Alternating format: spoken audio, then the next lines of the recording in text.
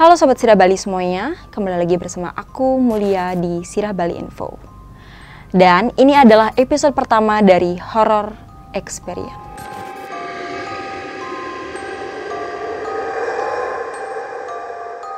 Jadi di episode kali ini aku bakal cerita mengenai kisah mistis tikungan maut kilometer 12 Git-Git. Sebenarnya kemarin aku udah posting di Instagram konten Sirah Taksu yang berjudul Misteri Tikungan Maut kilometer 12 Git-Git yang konon katanya angker. Nah, buat yang belum baca, silahkan langsung menuju Instagram Sirah Bali Info dan baca secara seksama. Jadi, di tikungan kilometer 12 itu banyak sekali kejadian-kejadian mistis yang terjadi. Dan konon katanya, ada sosok wanita tua berambut putih dan anak-anak yang sering muncul di kilometer 12 Git-Git. Nah, kali ini aku akan menceritakan pengalaman dari salah satu sobat Sirah Bali yang bernama Imade Ardi Cahya Widiarta yang sering dipanggil Bul.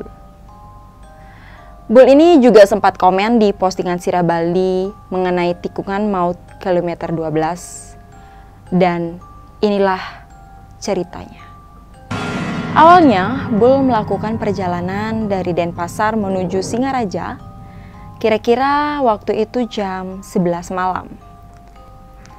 Karena waktu itu istrinya baru pulang kerja jam 9 malam, dan besoknya ada acara potong gigi atau metatah di kampungnya. Jadi Bul harus segera pulang kampung. Nah, jadi mau tidak mau ia harus berangkat pulang kampung malam itu juga. Di dalam mobil ia bersama dengan istri, ibu, dan bapaknya. Kejadian ini terjadi kurang lebih 3 tahun sebelum adanya underpass di Bedugul.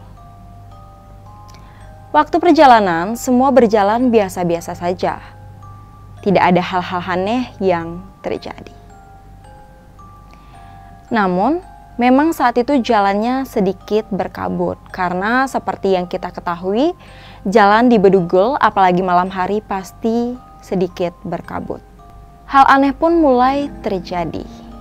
Saat ia memasuki jalan Wonogiri, mobil terasa sedikit berat.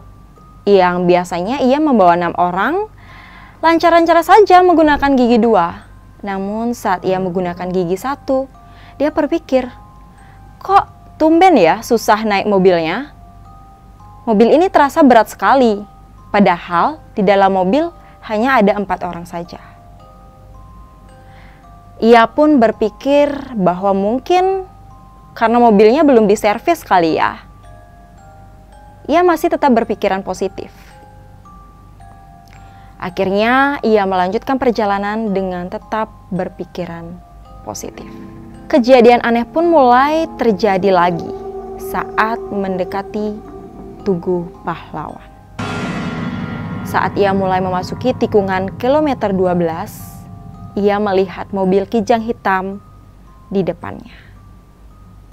Awalnya, ia melihat mobil kijang itu berjalan biasa-biasa saja layaknya mobil seperti biasanya.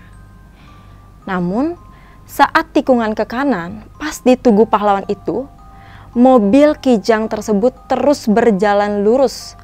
Sontak saja ia kaget, dan ia mengira awalnya mobil kijang itu remnya blong.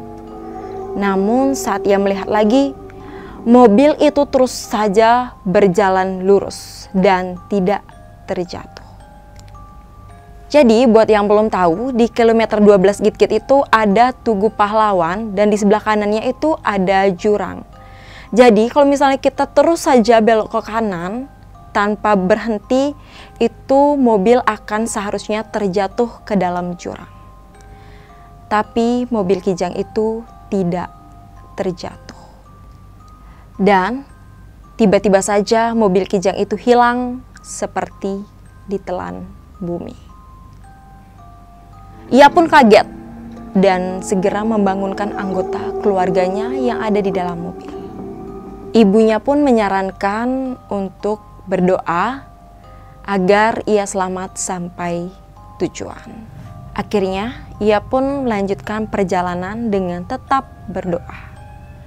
Namun, selang beberapa meter, kabut tiba-tiba saja mulai menebal. Padahal, awalnya kabut tidak begitu tebal.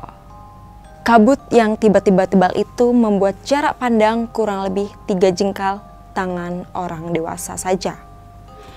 Dan ia pun tidak berani untuk meneruskan perjalanan.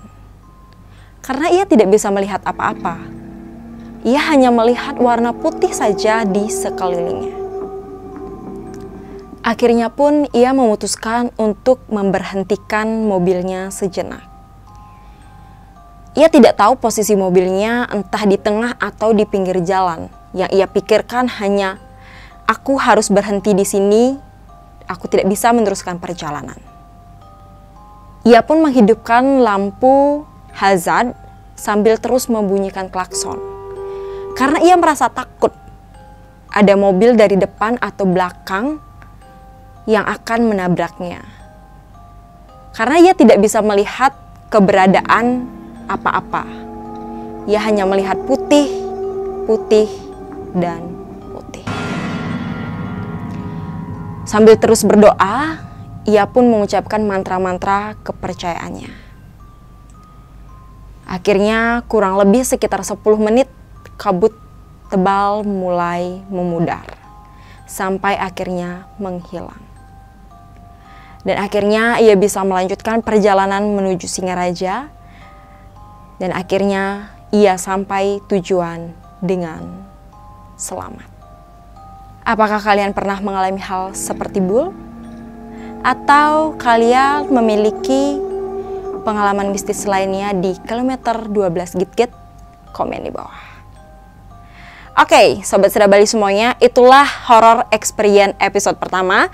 Dan jika kalian memiliki cerita-cerita mistis lainnya di daerah kalian, kalian bisa banget langsung email aja di sirahbalinfo@gmail.com. Nanti kita akan pilih cerita-cerita yang menarik dan kita akan ceritakan di episode horror experience berikutnya. Kalau kalian suka video ini, jangan lupa buat like, share, dan terus dukung channel ini dengan cara subscribe. Sampai jumpa.